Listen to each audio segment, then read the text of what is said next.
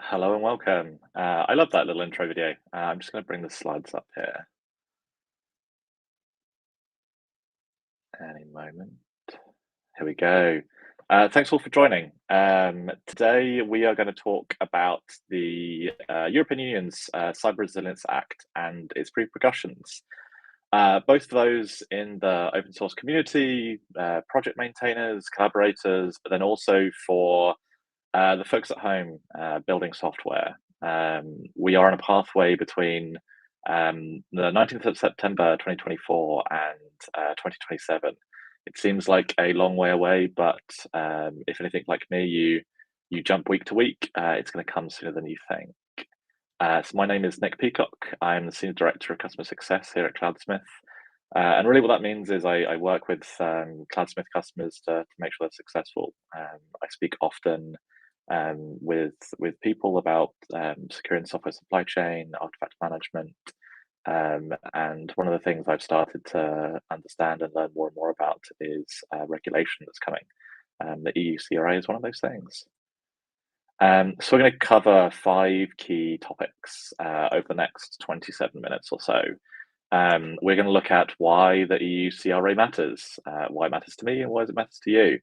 We're going to talk about what the EU CRA is anyway, what the impact is on open source contributors, open source consumers. We're going to work a little bit through how you should prepare for 2027. And then I'm going to give you some of my own kind of personal key takeaways. This isn't just going to be a, hey, do step 1, do step 2, do step 3. I'm going to give you some homework and get you to take away some hopefully some things to think about. So what is or why does the EU CRA matter? In short, it's going to be a law. It's going to be a regulation. It's going to be legally binding, and all of those, Cloudsmith included, that develop software are going to have to be compliant against the regulations that it set. If I imagine many of you kind of watching now, you're very used to things like SOC and FedRAMP. These two things are audit and for compliance for audits. If you're used to voluntary standards like ISO 27001, every single year, or I think every 3 years, Cloudsmith goes through that same standard audit. Those things are different. If you break a law, it's going to result in legal penalties. If you break a compliance, or if you fail these, then you'll potentially lose certifications and reputational damage. But I think we can all agree that's not the same as breaking a law.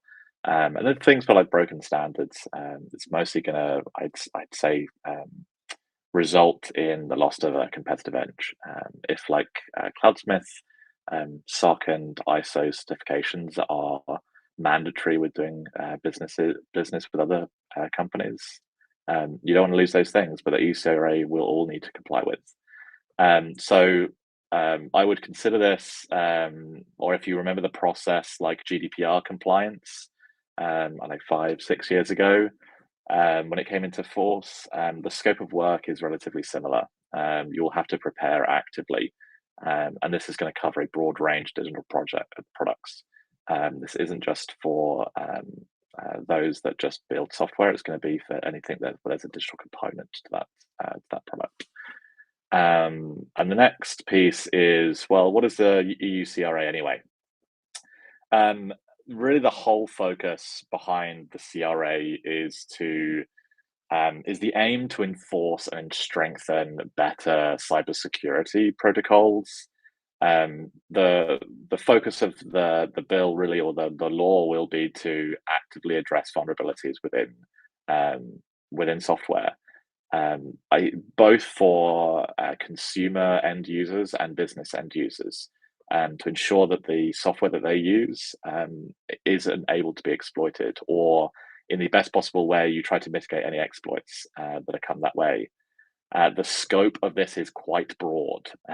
Any product, in big quotes, hardware or software, that has a digital component could be impacted. There's a timeline in place. There are a couple of revisions over the last 18 months or so of the Act.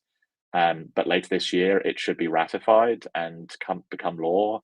But it's likely to come into effect the back end of 2027.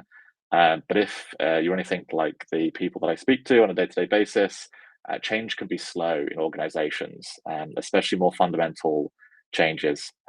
If you ask yourself how quickly it took you to become ISO certified, or how much effort you put into those audits each time they come up, think about this as not a loss of reputation or a loss of certification, but a legal ramification.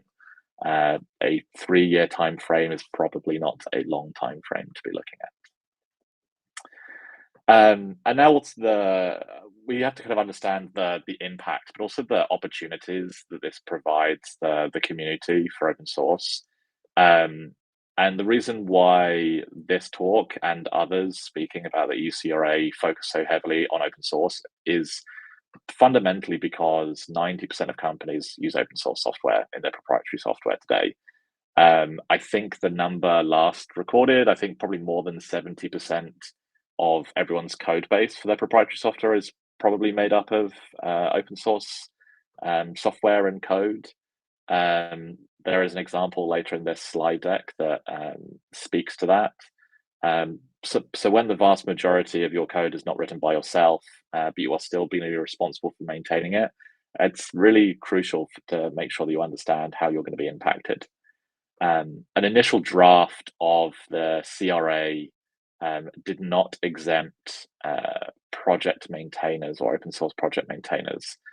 They were going to be responsible for vulnerabilities and contributions made to those projects.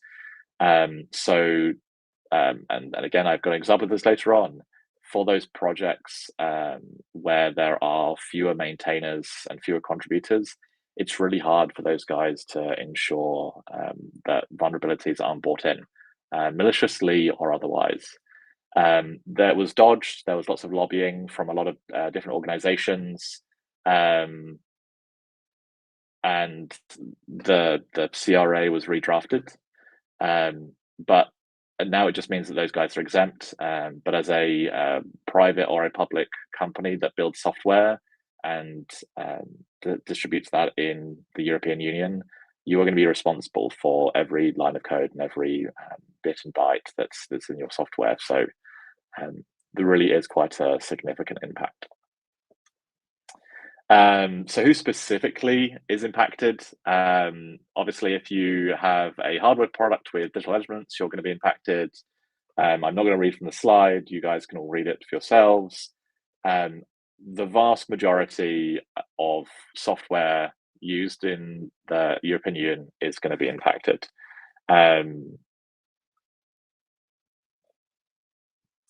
The few exemptions are going to be for those that maintain those open source projects and softwares.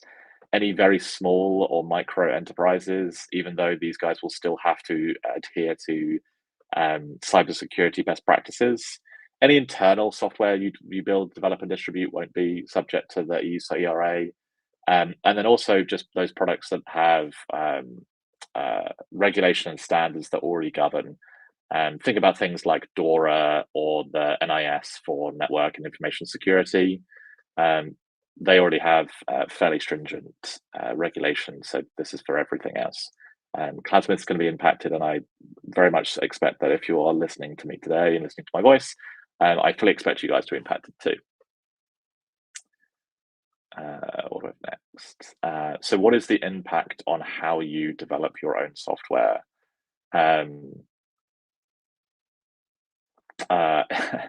In short, or maybe not in short, this is how you're going to be impacted. This is an example of SuperAgent. It's just a small progressive client-side HTTP request library. This one package has 9 direct dependencies and 25 indirect dependencies. And if SuperAgent is a dependency of your proprietary software, it means it has 34 transitive dependencies that it relies on to function.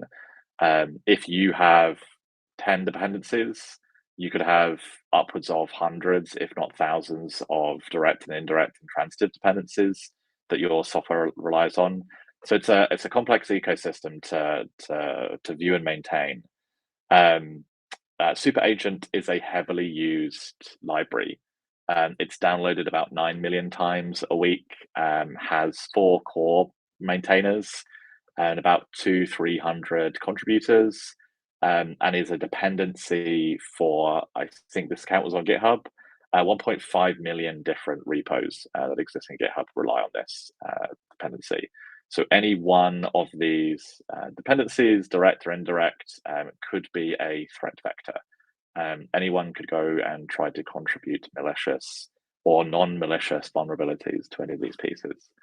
So this is kind of a good example of where the problem that you have to solve is relatively large. If we look at this from a different lens, just in terms of quality, those in green are where those modules are up to date. Those in red are where there's major updates. As you can see, just for Super Agent, there are 2 dependencies, direct dependencies here that have major updates that have not been made, that require updates to ensure compliance or will potentially to require compliance in the future. And then if we look at just in terms of, I guess, threat exposure in terms of maintainers, and if you overlap maintainers with module recency of updates, you can see that most of those that are red have fewer maintainers, and those that are green have more maintainers, and distribute the work across from those. We tell a story around core.js quite frequently where there was a single maintainer that for about 12 months wasn't able to maintain core.js. At any point, a malicious actor could have come in, released or tried to push a contribution to that module. Core.js is used by Babel and a bunch of other packages as a dependency. It's used for backwards compatibility for websites. It was used by 52% of the world's browsers at one point, and there was a huge threat there.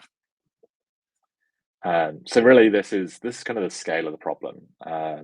Depending on the size of the software that you develop and distribute, you're going to have hundreds, thousands, tens of thousands of dependencies. Ensuring security by design is going to be incredibly tough. Ensuring that each of these are patched with the latest version, are patched for any security or vulnerability updates, starts to look and become quite a burdensome problem to bear. But really, it's not necessarily complex, but it's not simple. So this is a kind of a good example. And if you, as a DevOps platform engineer, as a software engineer, as an SRE, if you don't understand and don't have a good view on all of the dependencies that your proprietary code has, come and speak to me after the show. You should have a good view. The EUCRA will determine and define that you will need to understand exactly the dependencies you're using, and you'll have to prove that you are mitigating vulnerabilities, that you are actively driving patches, and you actually have a strategy for improving the quality and security of your software. But this really is the considerations you need to kind of take away. There's still several more slides, but if you kind of take anything away, it should be these. You need to be implementing secure coding practices. You should be looking at threat modeling, and you should be holding regular security reviews. Secure by design means you should be mitigating a lot of the downstream vulnerabilities that you have. You should be reconsidering alternate dependencies. If there are different libraries that offer you the same functionality that are better maintained or a better quality, you should actively start thinking about delivering using those in your builds rather than a lower quality, less maintained, less secure dependency, even if you've used that dependency for many, many, many years. Setting up, and this seems kind of something that I think a lot of people do already, but setting up continuous vulnerability scanning it's going to be mandatory within the EUCRA.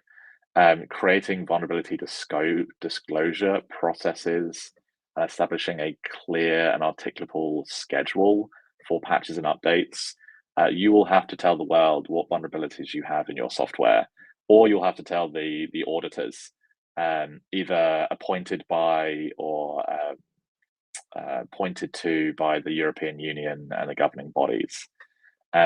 You will have to build systems for rapid deployment and to ensure that you can effectively deploy security updates and patching, rather than looking at that report every 90 days and saying, okay, well, all of our vulnerabilities have been reviewed in the last 90 days. You'll have to do this proactively rather than reactively.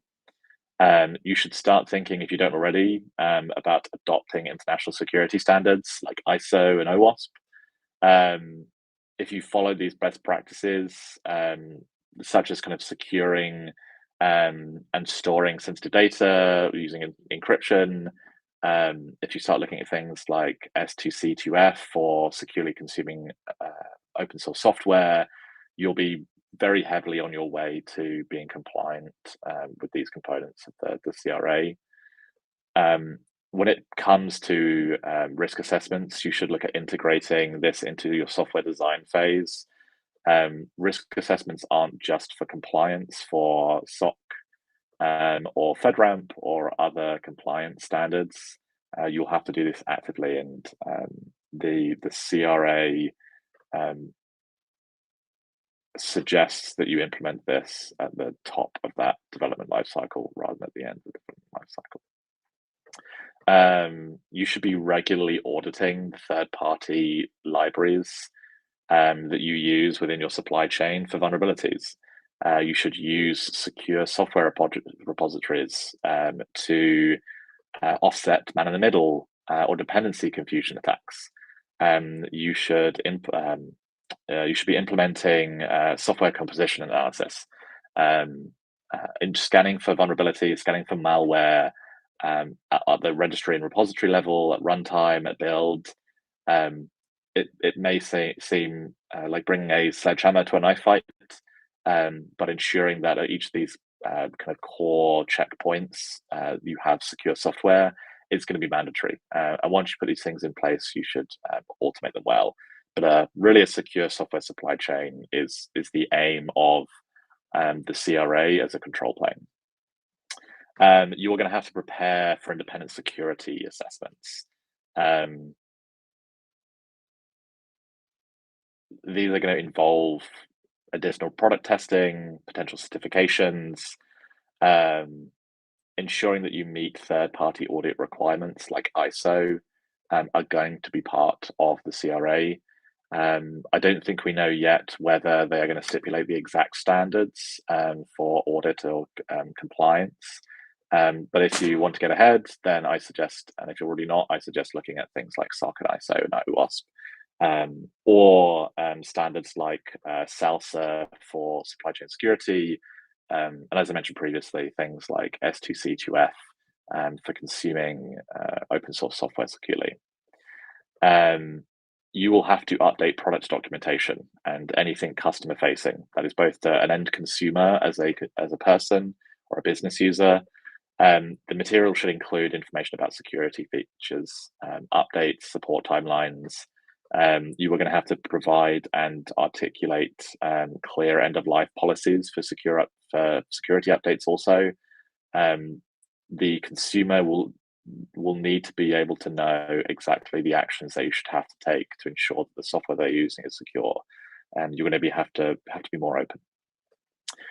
Ensuring the development teams, your legal advisors, compliance officers, security teams, all work together to implement processes to meet the CRA. There are going to be penalties for non-compliance. This is going to take a village to build a solution to ensure compliance. It touches on so many elements of a business, from security compliance, from DevOps to platform engineering to software development to product to documentation to your infrastructure to the actual mechanism you have for building and deploying software. It may require kind of a complete rethink of how you build and develop and distribute software. For kind of post-market monitoring, you're going to have to develop monitoring systems. to detect and respond to incidents like vulnerability attacks or cyber attacks.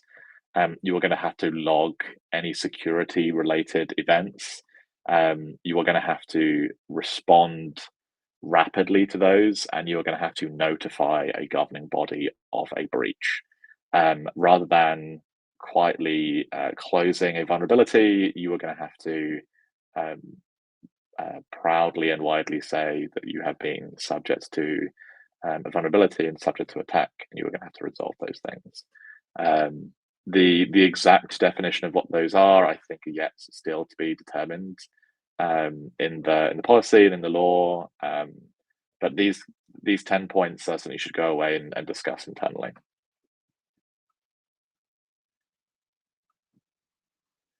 So how do you prepare for all of this? Other than doing all of those things, what pieces can you do to actually prepare? So I'm going to talk more lightly about cultural and organizational factors rather than practical factors. That will come next. Or beyond the practical steps, you should just adopt best practice. It's not okay just to be the Wild West, allowing developers to pull packages from unmonitored, unregulated sources.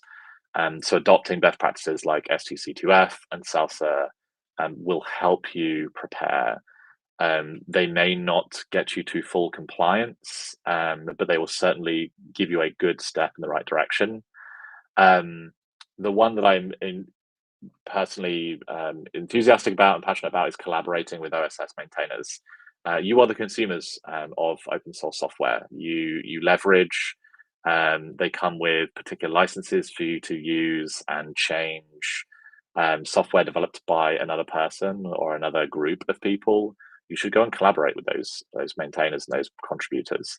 I know and have spoken with many people, especially in the finance area, that actively contribute. There are a couple of banks that are actually core maintainers for critical packages for NPM and Python that are used by other companies in the financial sector, and they work incredibly hand in glove, incredibly well together. So go and contribute.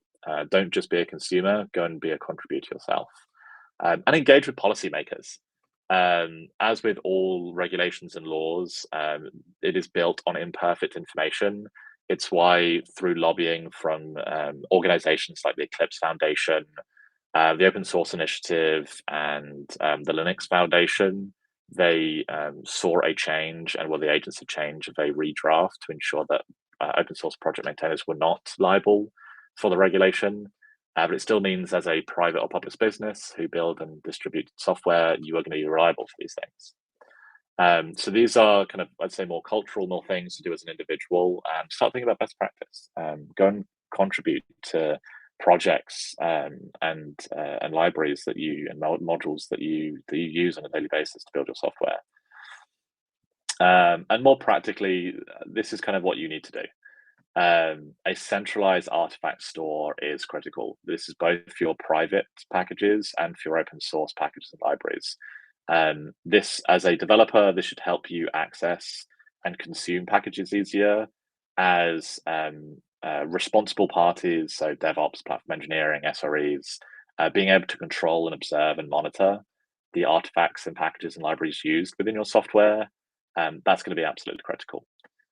Being able to build and manage dependencies is going to be massively important. Ensuring that you use better access controls to limit exposure for software supply chain attacks like man-in-the-middle attacks. And then also stop using hard-coded secrets. Use ephemeral tokens. OpenID Connect is a great standard for that. I think one of the greatest things I see in people's pipelines are hard-coded API keys. You're going to have to move away from that, please. I don't think that EUCRA will be specific in mandating that, but this is just going to be best practice. Even if that token is exposed, it is ephemeral, it dies after a set period of time. I'd suggest less than 6 hours. It's going to be important to ensure that you manage secrets properly. You need to look at building a dependency firewall. scanning all of those scanning all those open source and public dependencies you have, ensuring that they are not allowed to be consumed by those end software developers and end software and end users, and building artifact lifecycle to ensure that you clean out and end of life, out of date or out of maintenance artifacts and packages is going to be incredibly important. And then there are more advanced things that help you get towards supply chain security. It's going to be things like attestation, provenance, and software bill of materials, ensuring you have a better view on which artifacts and packages are used to build your applications. Ensuring that you don't just monitor the vulnerabilities you have, but actively go and manage them and deploy patches. Having a 90-day window is probably not going to be much. It's not be enough. You need to be looking at things like package and artifact integrity and provenance. These are things like signatures and attestation, and I guess provenance as a whole, ensuring that you can verify the signature from source, ensuring that the package that you have stored in your artifact repository is the same one that you're using to build your application through those pipelines. Has there been an attack in the middle? And then also just general policy management, ensuring that as an organization you can enforce and monitor compliance with license policies and vulnerability policies, and even more, I guess, solidly deny things from even coming into the ecosystem, like log4shell or log4j type dependencies, or even stop use of software that has licenses the organization should not be using. So really, there's kind of a general 3-step process. I'd say these are not equally sized, but artifact management dependency control it should be your first. If you don't have a clear way to control all of the artifacts and dependencies that your company uses, that should be where you start first. Having a universal centralized artifact management system is table stakes. Next piece will be building a compliant solution for vulnerability management. This should look at license reporting. This should look at only retaining those packages that are critical to you. And then the last piece is going to be more advanced pieces like audit logging, ensuring that you monitor who uses and downloads those packages, making sure your vulnerability policies, artifact signing and package verification are two also incredibly important pieces. We are almost out of time. I'd say these are the key takeaways. For the last 30 seconds, I'd say the pieces to take away are identify and understand the solution that you need to put in place to build and maintain a secure software supply chain. Be prepared for the regulation that is coming. It will be legally binding. Identify the impact to your product and service now. Don't wait until 2027. And then get serious about security by design. The more you do upstream in the software and product development lifecycle, the easier it's going to be once you're actually going and building and managing that software. Thank you very much for your time. Scan the QR code if you'd like any of the slides or would like to hear my voice further. Thanks very much.